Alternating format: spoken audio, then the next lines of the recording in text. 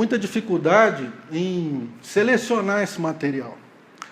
Eu acho que o pessoal da geração X, que é a minha geração, está escrevendo muito pouco. Em função da própria tecnologia, em função da própria realidade. Porque, se você perguntar, por que eu vou escrever um livro se ninguém vai comprar, se ninguém vai ler? E quando a gente elabora um trabalho de pesquisa que gera uma documentação interessante, e você vai numa editora qualquer, você vai enfrentar um monte de dificuldades. Eles vão falar, ó, não adianta fazer isso, porque não vende, eu vou imprimir meu livro e vai ficar na prateleira. Essa é a realidade que a gente vive. Sendo assim, os resultados desses trabalhos ficam dissolvidos num manancial de material misturado com muita coisa, e aí os pesquisadores desaparecem no contexto. Você não consegue destacar pessoas que estejam realmente trabalhando sério no processo. Isso é um problema que a gente está vivendo agora.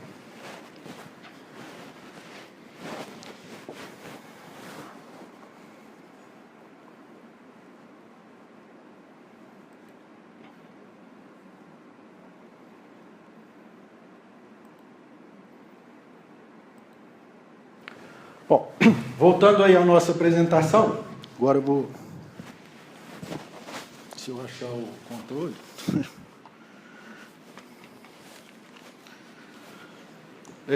nós identificamos diversos problemas relacionados à educação. Os próximos slides eu compilei de duas pesquisas e que mostram um colorário de problemas que estão sendo identificados e registrados e que, na verdade, está todo mundo falando e pouca gente trazendo solução, né? Então, relacionados aí com estrutura e política, então tem lá baixa remuneração aos professores, burocracia em excesso na administração, investimento público insuficiente, baixa permanência dos alunos nas escolas, carência de condições materiais em escolas das regiões pobres. Isso é patente, não precisava nem estar repetindo aqui, que todo mundo sabe. Problemas profissionais. Muitas faculdades e universidades não preparam o professor para a realidade da sala de aula. Carência em sistemas eficientes de aperfeiçoamento, capacitação, educação continuada para os professores. Existência de professores lecionando informação específica para a área, principalmente nas regiões mais carentes do país, certo? Problemas socioculturais. Baixa participação dos pais na vida escolar, elevados índices de repetência, que eu nem sei se está acontecendo mais com esse avanço continuado, né? Vai só passando, né? Progressão continuada. Altas taxas de abandono do aluno devido ao fracasso escolar ou problemas financeiros. Então, não estou trazendo novidade nenhuma. Problemas didático-pedagógicos. Currículo pouco interessante para os alunos, uso em excesso de método de ensino ultrapassado, falta de conexão entre os níveis de ensino infantil, fundamental e ensino médio. São só alguns. Aqui tem as fontes de onde eu trouxe esse material.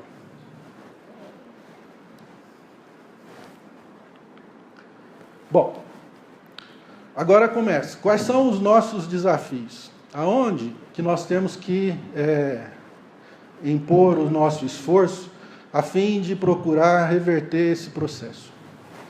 Então nós temos lá, problemas com disciplina e liberdade. Nós temos que entender bem o que é isso.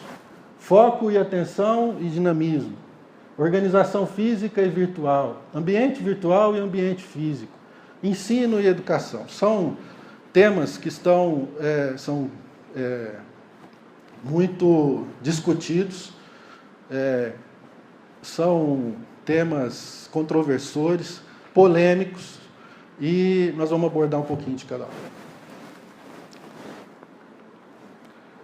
Primeiro, quando a gente fala em disciplina, parece que essa palavra, ela assusta as pessoas. Por que que ela assusta? Ela assusta porque a gente tem medo da disciplina militar que a gente viveu nas gerações anteriores. E aí, acontece que a gente se desconectou do verdadeiro significado disso. Disciplina não é nada a ver com disciplina militar, aquele negócio de todo mundo tem que ficar em pé, né? Perfilado, cantar o hino nacional todo dia, enfim, estabelecer regras extremamente ríspidas e rígidas. Isso não é disciplina, isso é outra coisa. E muita gente liga a disciplina com punição, que também é uma coisa que não tem nada a ver com isso. Disciplina é outra coisa. Disciplina tem muito a ver com respeito. Respeito ao semelhante, respeito ao outro, respeito a regras estabelecidas, que são elementos que são fundamentais no desenvolvimento do cidadão, da pessoa como um todo. Se eu não faço uso da disciplina, eu não consigo desenvolver. Então nós temos que trabalhar a disciplina até chegar ao nível de entender o que é autodisciplina. Aplicação dos conceitos de disciplina na minha conduta para que eu possa aumentar a minha eficiência e o meu desenvolvimento. Disciplina tem a ver com perseverança, de permanecer dentro de um foco, dentro de um sonho que seja, de metas bem estabelecidas, com regras pré-estabelecidas que venham ao meu favor, para o meu desenvolvimento, e o que vai acarretar, por consequência, um contato social muito mais aprimorado também. E existe um outro conceito que é a questão da liberdade, que também é muito confundida. Quando a gente pergunta para as pessoas o que é liberdade, normalmente a resposta é fazer aquilo que eu quero. Só que liberdade não tem nada a ver com isso também. Liberdade tem a ver com a sabedoria para superar os obstáculos.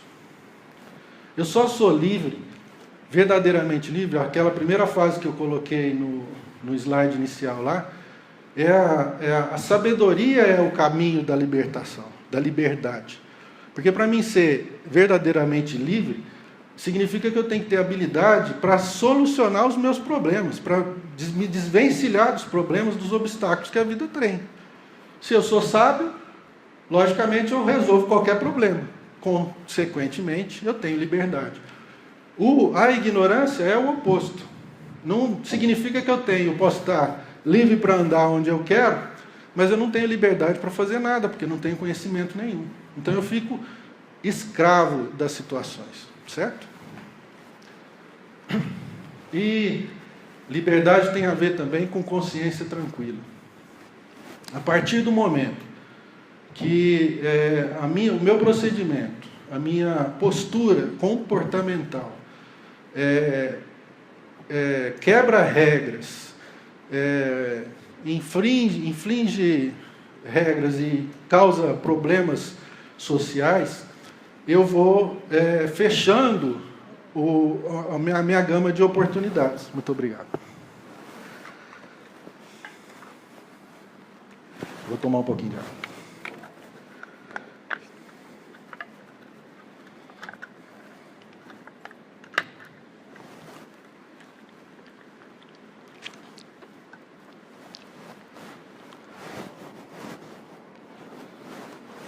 Então vejam que nós precisamos trabalhar muito essa questão de disciplina e liberdade. É um trabalho que, se a gente desenvolver em sala de aula, com certeza a gente já vai estar criando transformações importantes no desenvolvimento das nossas crianças. Depois vem a questão de foco e atenção e dinamismo. Esse é um problema muito sério. E que, na minha opinião, ela tem ligação com tecnologia, conforme a gente vai ver. Porque o nosso instituto hoje está trabalhando, por exemplo, com um projeto que se chama Contento, que visa buscar identificar crianças com dificuldade de aprendizagem.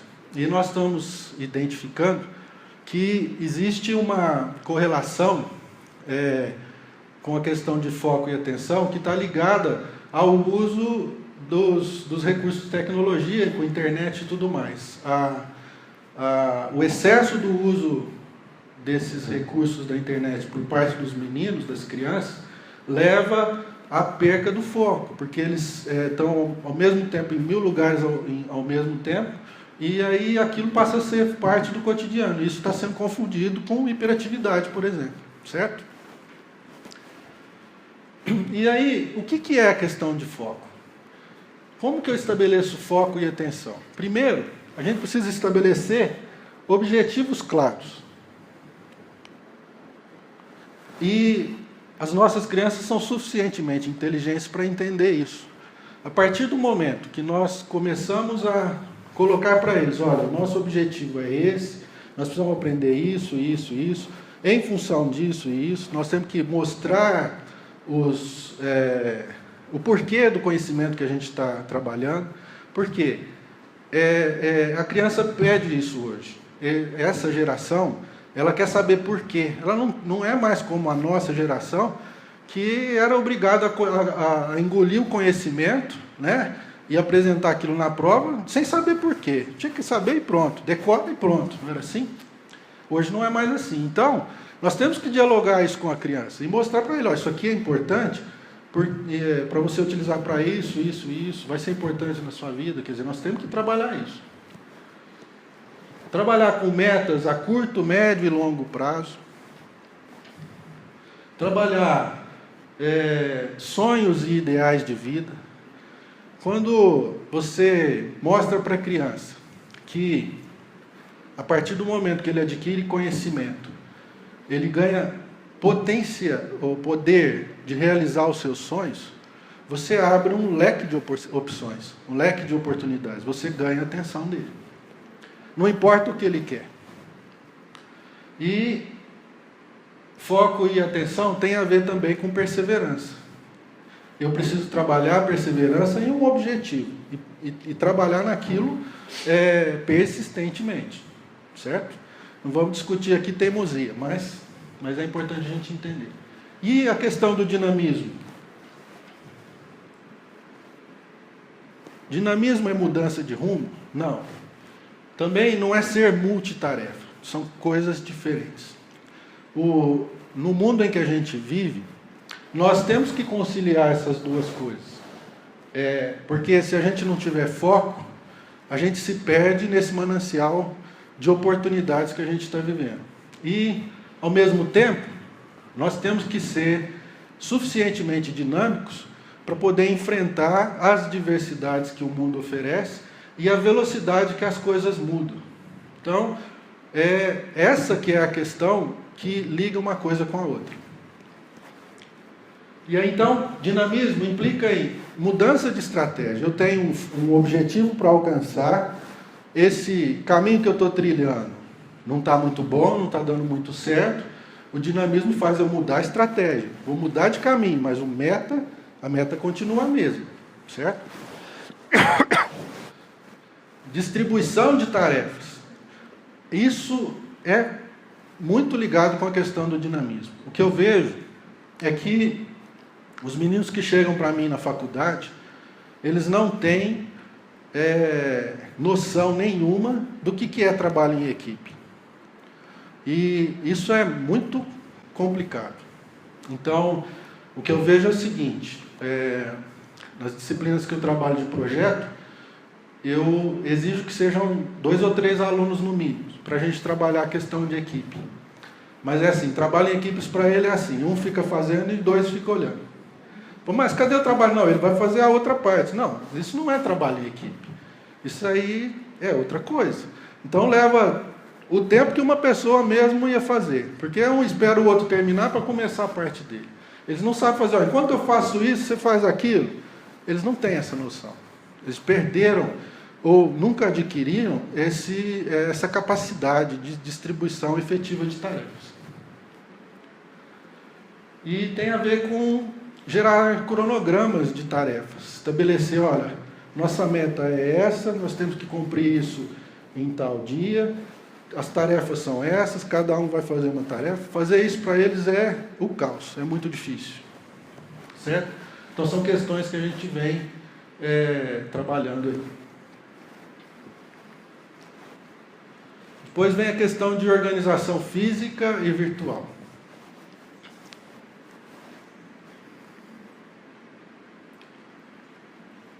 A organização física é importante para que a criança consiga migrar do concreto para o virtual. Não só a criança, como o jovem, como todo mundo. Então nós precisamos desenvolver ou trabalhar muito a questão da organização com as crianças, para que elas, vamos falar assim, se acostumem com esse processo e depois consigam migrar do físico para o virtual, certo? E na questão da organização virtual, eu digo aí, deixa eu tentar explicar o que eu quero dizer com isso. Os recursos tecnológicos que estão à nossa disposição disponibilizam um manancial de informações infinito. Então, eu preciso estudar um tema e aí eu vou buscar isso na internet. Na hora que eu vou buscar isso na internet, que eu jogo isso lá no Google, vão me aparecer milhões de páginas. Hoje são milhões de páginas sobre aquele assunto. Como eu vou passar por tudo isso? Então ninguém passa. Então o que eu vejo é o seguinte, eles pegam a primeira e segundo link lá do Google, né? E aquilo ali é o trabalho pronto. Fica muito fácil corrigir trabalho. Né? Eu sei que eu vou lá, eu clico o mesmo assunto que eles lá, eu venho, o primeiro, segundo clique, está todo mundo aquilo ali, sai todo mundo igual. Não é que eles copiaram do outro. Nem isso não acontece mais. Copiaram tudo do mesmo link. Então não tem pesquisa nenhuma. Mas por que não tem? Porque não tem essa noção de estudo como a gente das gerações anteriores tinha. Eu ainda vivi naquele tempo que ia lá, pegava a Barça, né? Delta Larousse, 2, 3 enciclopédias, colocava em cima da mesa, ia lá no índice, pegava um assunto de um, de outro, juntava as informações, fazia correlação. Quem faz isso hoje? Ninguém faz isso. E eles não têm a mínima noção de como fazer isso. Isso é muito sério.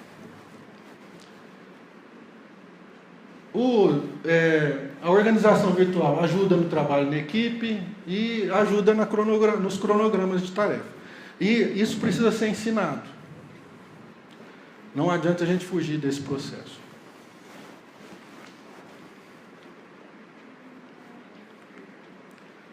Agora tem um gráfico interessante aqui. Ambiente físico e ambiente virtual. Vejam que essa aqui é uma linha vermelha aqui, que não tinha lá no meu gráfico. Essa linha eu adaptei de uma pesquisa feita por um xará meu, que é o Richard Thompson, de Michigan, e ele fez um estudo de como o mundo virtual influenciou no desenvolvimento das pessoas ao longo das gerações. E aí, aquilo bateu muito com o meu trabalho. E vejam aqui que eu começo aqui na minha linha do tempo aproximadamente em 1875 e eu venho traçando isso até os dias de hoje. E tudo que está para cima da linha vermelha aqui é a influência do mundo virtual na vida dessas pessoas. E aqui, como vocês já sabem, cada uma dessas cores aqui são as gerações que estão envolvidas aí. A linha verdinha aqui seria o ideal, que a gente estivesse mais ou menos 50% em cada mundo, no mundo virtual e no mundo real, certo?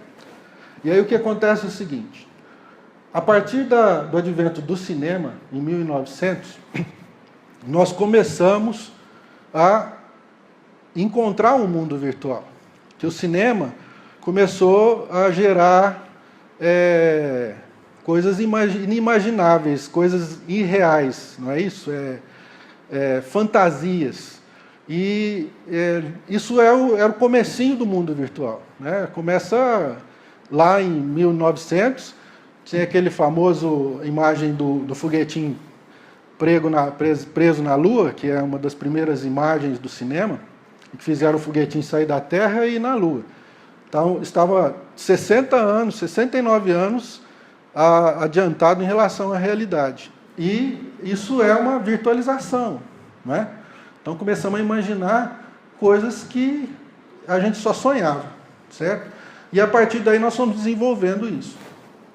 Então, vejam bem, quem nasceu em 1900 tinha lá algo em torno de 10% de mundo virtual e 90% de mundo real. E assim vem vindo.